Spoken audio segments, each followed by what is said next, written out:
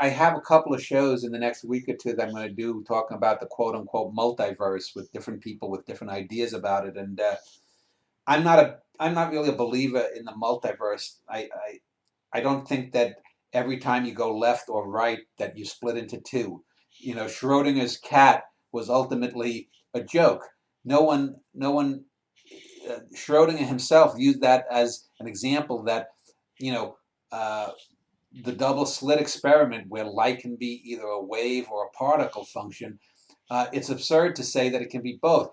Even he recognized in his notes that our current science probably fails. But people who don't realize that he was making a joke with Schrodinger's cat think that what he was really saying was, oh, light became a wave and a particle when it does the double slit experiment. And I won't go into it. You can just Google it.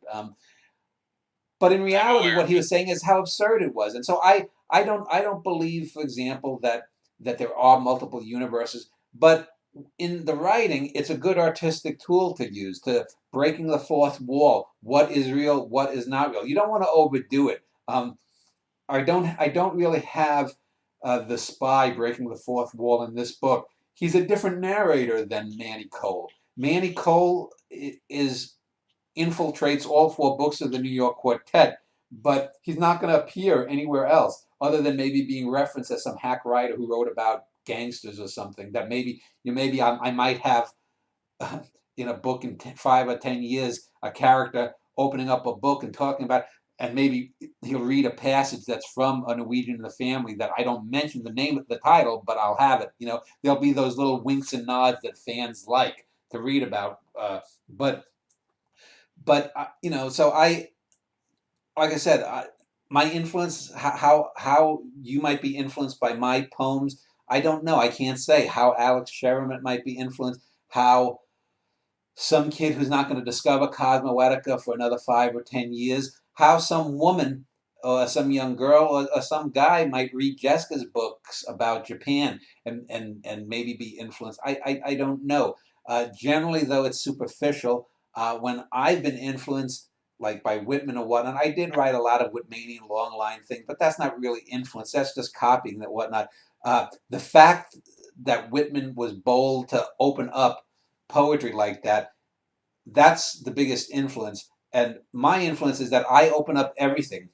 Where Whitman just had that one opening up and he had his whole poetic world within, I open up in every book. Like I said, my Gorgeous George book is going to be vastly different from my spy book that I open up with. My spy book is vastly different from the four books of the New York Quartet, which are vastly different in many ways from themselves, even as they have a inner coherence within that quartet.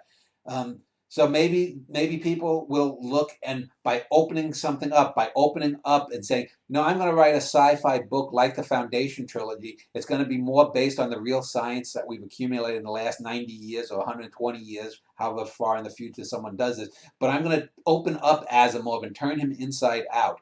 And I'm going to do that because I'm going to take a Dan Schneider approach. So you may get that sci-fi book that's a 2065 version uh, of the Foundation 125 years after the original Foundation trilogy came into being.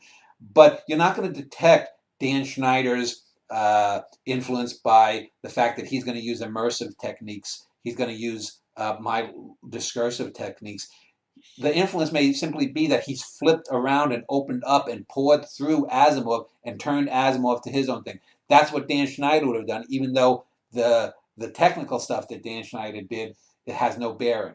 So that may be how that influence works. So it can work in Yeah, many different ways. wider scope and diversity in Yeah. the main. Quality, quantity, and diversity. Those are the three keys to great art.